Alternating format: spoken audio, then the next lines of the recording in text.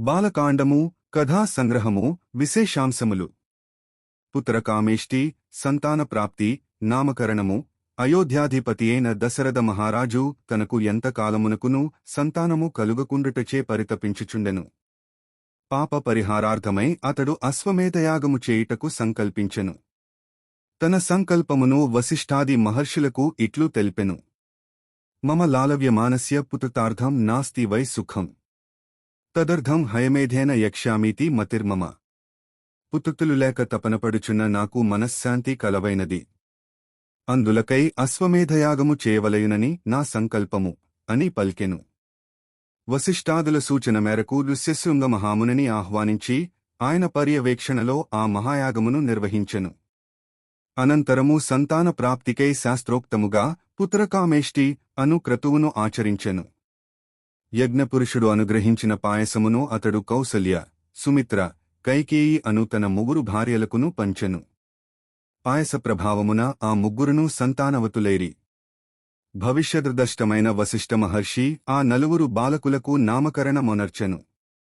తన సద్గుణములుచే ఆందదిని ఆనందింపజేయువాడుగావున కౌసల్యాతనయునకు రాముడు అను పేరిడెను. మున్ముందు రాజ్యభారమును వహించెడి వాడగుటచే కైకేయి పుత్రునకు భరతుడు అను పేరు పెట్టెను. సుమిత్రకు కలిగిన ఇరువురు కుమారుడిలో సర్వశుభలక్షణ సంపన్నుడైన ఒకనికి లక్ష్మణుడు అనియు, శత్రువులను హతమొనర్చుటలో ఘటికుడగు రెండవానికి శత్రుఘ్నుడు అనియు నామకరణముగావించెను. ఇదియే వారి పేర్లలోని వైశిష్ట్యము. వారు సార్థకనామధేయులు. ఆ నలుగురు రాజకుమారులను వశిష్ఠ మహర్షియొద్ద వేదవేదాంగములను సకల శాస్త్రములను అభ్యసించిరి. దశరథుడున్న ఆయన ముగ్గురు పత్నులను ఆ చిన్నారుల గుణగణములకు ఎంతయో మురిసిపోవుచుండిరి. యాగరక్షణకై విశ్వామిత్రుని వెంట రామలక్ష్మణుల ప్రయాణము ఇట్లు కొంతకాలము గడిచిన పిమ్మట తపస్సంపన్నుడైన విశ్వామిత్ర మహర్షి దశరథుని సభకేతించెను. దశరథుడు ఆయనకు అతిథి సత్కారముల నొనర్చి ఆయన కోరికను నెరవేర్చెదనని మాట ఇచ్చెను. తన యజ్ఞ సంరక్షణార్థమై శ్రీరాముని తన వెంట పంపుమని ఆ మహర్షి కోరెను. అల్లారు ముద్దుగా పెంచుకొనుచున్న తన చిన్నారి రాముని ఆ మునివెంట పంపుటకు దశరథుడు తటపటాయింపసాగెను. అప్పుడు విశ్వామిత్ర మహర్షి శ్లోకం అహం వేద్మి మహాత్మానం రామం సత్యపరాక్రమం వశిష్ఠటపి మహాతేజా ఏ చేమే తపసి స్థితాః. ఓ దశరథ! శ్రీరాముడు సత్యమే పరాక్రమముగా ఆయుధముగా గలవాడు. తన సత్యప్రభావముచే ముల్లోకములను ఆక్రమింపగలవాడు. అంతేగాదు అతడు మహాత్ముడు, అనగా మహాపురుషుడు, పరమాత్ముడు. అహం వేద్మి, నేను ఇతనిని విష్ణువుగా ఎడుగుదును. అహహ విష్ణువు. విష్ణువు యొక్క 1000 నామములలో అహహ అనునది ఒకటి. అహస్సంవర్తకో వహ్నః అనిగదా. ఈ విషయములను అన్నింటినీ నేనేగాదు మీ కులపురోహితుడైన మహాతేజస్వియగు వశిష్ఠుడును తపస్సంపన్నులైన ఈ మహర్షులెల్లరునూ ఎరుగుదురు. వశిష్ఠుని సూచనపై దశరథుడు రామలక్ష్మణులను విశ్వామిత్రుని వెంట పంపెను. 14 సంవత్సరములుగూడ నిండని ఆ చిన్నారులకు ఆకలిదప్పులు మొదలగు బాధలు లేకుండుటకై విశ్వామిత్రుడు బలాంతిబల అను విద్యలను నేర్పెను. మున్ముందు శ్రీరాముడు చేయవలసిన రాక్షసంహారమును దృష్టిలో ఉంచుకుని విశ్వామిత్రుడు వారికి వివిధములగు అస్త్రశస్త్రములను ప్రయోగుపసంహారపూర్వకముగా అందించెను. శ్రీరాముని మేలుకొలుపుచు విశ్వామిత్రుడు కౌసల్యాసు ప్రజారామ అని సంబోధించెను. ఏలనన తల్లిని మించిన దైవము లేదు. నమాతున్హ పరదేవతం. తండ్రి కంటే తల్లి 100 రెట్లు గొప్పది. పితుంహ శతగుణం మాతా గౌరవేణ అతిరిచ్యతే అనిగదా. ఆర్యోక్తి. నేటికిని భగవంతుని సుప్రభాత సేవలు ఈ సంబోధనతోడనే ప్రారంభమగుచున్నవి. మార్గమధ్యమున సోణనదీ వృత్తాంతమును దెల్పుచు విశ్వామిత్రుడు కుశనాభుని కథను ప్రస్తావించెను. వనమున విహరించుచున్న కుశనాభుని కుమార్తెలను వాయుదేవుడు తనను పెండ్లియాడుడని కోరెను. అప్పుడు వారు, మేము తండ్రి చాటు బిడ్డలము. ఈ విషయమును అడుగవలసినది వారినే అని పలికిరి. ఇది భారతీయ సంస్కృతికి ఒక మచ్చుతునక. రామలక్ష్మణులు రాక్షసుల బాధను తొలగింపగా విశ్వామిత్రుని యజ్ఞము నిర్విఘ్నముగా ముగిసెను. పిమ్మటవారు ధనుర్యాగమును తిలకించుటకై మిథిలకు బయలుదేడిరి. ఆహల్యా శాప విమోచనము. అహల్య బ్రహ్మమానసపుత్రిక, అయోనిజ. ఈమె మహాతపస్వి అయిన గౌతమ మహర్షి ధర్మపత్ని. గౌతముడు తీవ్రమైన తపము ఆచరించుచుండెను. తాపసులను కామక్రోధములకు వసులను గావించుచు వారి తపశ్శక్తిని భంగపడచుట ఇంద్రుని లక్షణము. తన ఇంద్ర పదవికి ఎట్టి ప్రమాదమూ లేకుండా దానిని నిలుపుకొనుటకై అతడు అట్లు చేయుచుండును. ప్రస్తుతము ఇంద్రుడు గౌతముని తపస్సును భంగపరచుటకై సిద్ధపడెను. జితేంద్రియుడైన ఆ మహర్షి కామమునకు లొంగడని గ్రహించి అతనిలో క్రోధమును కల్గించుటకై ఒక పన్నాగమును పన్నెను. వెంటనే గౌతముడు ఆశ్రమమునలేని సమయమును జూచుకుని ఇంద్రుడు గౌతమముని వేషములో ఆ ఆశ్రమమునకు చేరి తనను సుఖపెట్టుమని అహల్యను కోరెను. అంతటా ఆమె అథాబ్రవీత్ సురశ్రేష్టం కృతార్థేనాంతరాత్మన కృతార్థాస్మి సురశ్రేష్ట గచ్చ శీఘ్రమితః ప్రభో ఆత్మానం మాం చ దేవేశ సర్వథా రక్షమానద. ఓ సురశ్రేష్ట, నా దాంపత్య జీవనమున నేను సంతుష్టురాలను. నీవు ఇచటి నుండి వెంటనే వెళ్ళిపాము. నా గౌరవములను నిల్పుము అని ఇంద్రునితో పల్కెను. ఇంతలో గౌతముడు తన ఆశ్రమమునకు వచ్చుచూ ఆ సమీపముననే తన రూపమున నిలిచియున్నవాడు ఇంద్రుడని గ్రహించెను. ఇంద్రునిదుష్ట సంకల్పమును ఎడింగిన ఆ మహర్షి ఆ సురపతిని శపించెను. పిమ్మట అతడు క్రోధావేశములో అహల్యనుగూడా వేలకొలది సంవత్సరములు అన్నపానయలను వీడి వాయుభక్షణముతో తపించుచు భస్మశాయనివై ఈ ఆశ్రమమునందే పడియుండుము. శ్రీరాముని రాకతో నీకు నీ నిజరూపము ప్రాప్తించును అని శపించెను. ఫలితముగా గౌతమముని తపశ్శక్తి క్షీణించెను. ఇంద్రుని పన్నాగము ఫలించెను. శ్రీరాముని దర్శనముతో అహల్యకు శాప విముక్తి కలిగెను. పరమపునీతయైన ఆమె శ్రీరామునకు అతిథి మర్యాదలను నెలపి తన తపఃఫలములను ఆయనకు ధారపోసెను. శ్రీరాముడు ఆ మునిదంపతులకు నమస్కరించి ముందునకు సాగెను. ధిక్ బలం క్షత్రియబలం బ్రహ్మతేజోబలం బలం. విశ్వామిత్రుడు రామలక్ష్మణులను వెంటబెట్టుకుని మిథిలానగరమునకు చేరెను. జనక మహారాజు తన కులపురోహితుడైన శతానంద మహర్షి మొదలగు వారితోగూడి వారికి స్వాగత మర్యాదలను నెలపెను. సందర్భవశమున శతానందుడు రామలక్ష్మణులకు విశ్వామిత్రుని కథను వివరించెను. గాధినందనుడైన విశ్వామిత్రుడు క్షత్రియ వంశమువాడు. అతడొక పర్యాయము తన సైన్యములతో భూమండలమును చుట్టివచ్చుచు వశిష్ఠుని ఆశ్రమమునకేగెను. ఆ మహర్షి తన కామధేనువు ప్రభావమున వారందదిని షడ్రసోపేత భోజనములతో సత్కరించెను. కామధేను మహిమనెరింగిన విశ్వామిత్రుడు ఆ గోవును తనకిమ్మని ఆ మహర్షిని కోరెను. ఆతడందులకు ఆమోదింపలేదు. అంతటా ఆ గాధిసుతుడు ఆ గోవును కొనిపోవుటకై బలప్రయోగమునకు దిగెను.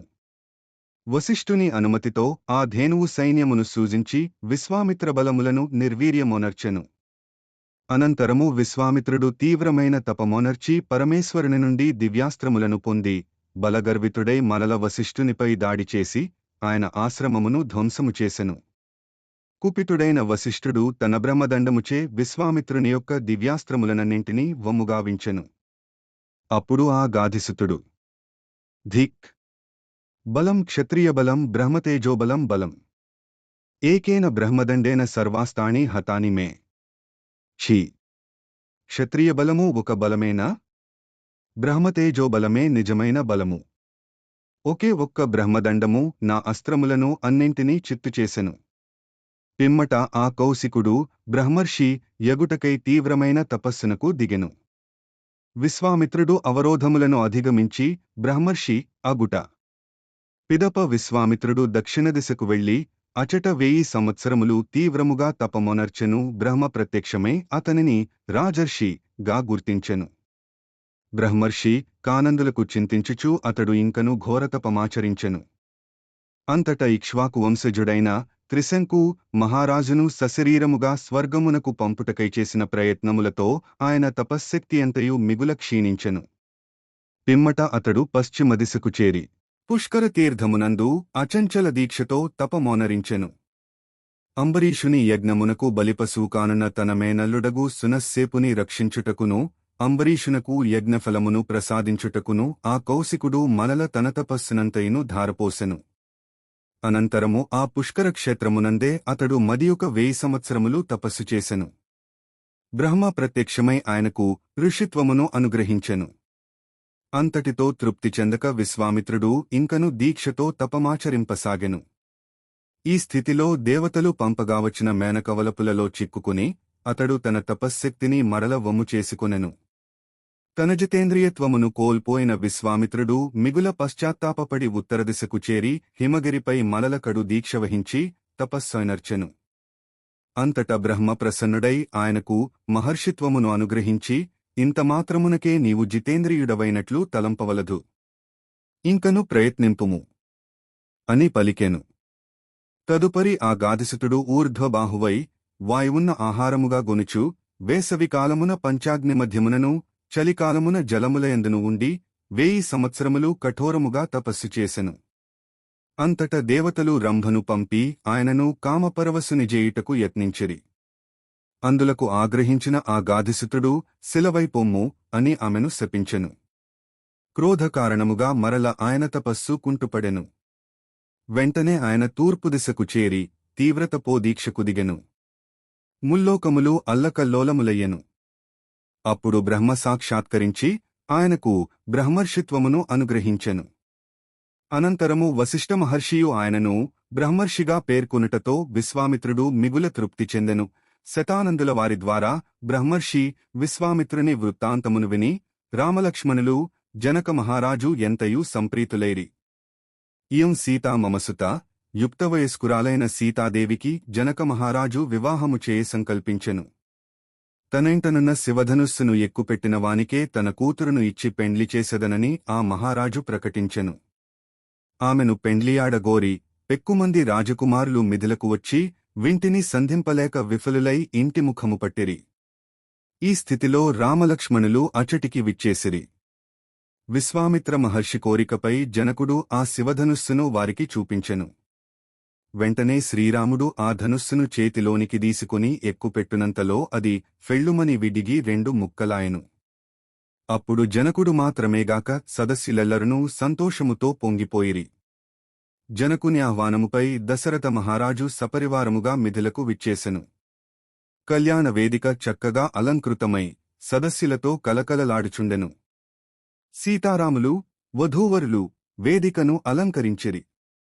అంతట మిథిలాధిపతి జనకుడు శ్రీరామునకు కన్యాదానమొనర్చుచూ ఇట్లు నుడివెను. ఇయం సీతా మమ సుతా సహధర్మచరీ తవ ప్రతీచ్ఛ చైనాం భద్రంతే పాణిం గృహ్లిష్వ పాణినా. సౌందర్యరాశి సౌకుమార్యనిధి లావణ్యవతి అయిన ఈ కన్యకామణియే సీత. ఈమె అయోనిజ మహాతపస్సంపన్నులైన రాజర్షులకు ఆలవాలము, కీర్తి ప్రతిష్టలకు నిలయము అయిన మా వంశమునకు ప్రతీక. నా పుత్రికైన ఈ సీత నేటి నుండి నీకు సహధర్మచారిణి, ధర్మార్థకామ పురుషార్థ ముల ఆచరణానుభవములలోనూ కష్టసుఖములలోనూ సర్వదా నీకు తోడుగానుండును. విద్యుక్తముగా ఈమెను పాణిగ్రహణమొనర్చి ప్రేమానురాగములతో నీవు స్వీకరింపుము. నీకు శుభమగును. ఉద్దండులైన పండితులు ఈ శ్లోకమును వివిధ కోణములలో దర్శించి పలురీతుల వ్యాఖ్యానించి సహృదయ పాఠకులను సంతసింపజేసిరి. లోక కళ్యాణదాయకమైన సీతారాముల వివాహ మహోత్సవము వైభవోపేతముగా జరిగెను. ఆ సమయముననే జనకుని సోదరుడైన కుశధ్వజుని కుమార్తెలగు ఊర్మిళ, మాండవి, శృతకీర్తులతో క్రమముగా లక్ష్మణ భరత్శత్రుఘ్నులకును వివాహములు జరిగెను. పరశురాముని నుండి వైష్ణవతేజము శ్రీరాముని జేరుట. పెండ్లి వేడుకలు ముగియగనే దశరథ మహారాజు నవవధూవరులతో సపరివారముగా అయోధ్యకు బయలుదేరెను. మార్గమధ్యమున పరశురాముడు వారికి ఎదురై వైష్ణవధనుస్సును ఎక్కుపెట్టుమని శ్రీరాముని ప్రేరేపించెను. అంతట శ్రీరాముడు ఆ ధనుస్సుతో పాటు పరశురామునిలోని దివ్యమైన వైష్ణవతేజమును, ఆయన యొక్క తపశ్శక్తిని గ్రహించెను. పిదప వారు అందరునూ అయోధ్యకు చేరిరి. లోకకంటకుడైన రావణుని సంహరించుటకై ఈ భూలోకమున శ్రీరాముడు అవతరించెను. అతడు వశిష్ఠునికడ వేదవేదాంగములను, సకల శాస్త్రములను, ధనుర్విద్యలను నేర్చెను. విశ్వామిత్రుని వలన వివిధ అస్త్రశస్త్రములను సముపార్జించేను. తాటకాది రాక్షసులను సంహరించి దుష్టశిక్షణమునకు నాంది పలికెను. విశ్వామిత్రుని ఆశీర్వాదరూపమున ఆయన తపశ్శక్తిని సంపాదించెను. తపశ్శక్తి సంపన్నులైన అహల్యాగౌతముల ఆశీస్సులను పొందెను. ఇంకను రాఘవుడు శివధనుర్భంగము గావించి తన శక్తి సామర్థ్యములను లోకమునకు చాటెను. శక్తిస్వరూపిణి అయిన సీతాదేవిని తనకు సహధర్మచారిణిగా జేసికొనెను. పరశురాముని నుండి వైష్ణవధనుస్సును, దివ్యతేజమును స్వీకరించెను. ఈ విధముగా బాలకాండము శ్రీరామునిని సర్వసన్నద్ధునిగా వించుట ద్వారా రావణ సంహార మహాయజ్ఞమునకు పూర్వరంగమును సిద్ధమొనర్చెను.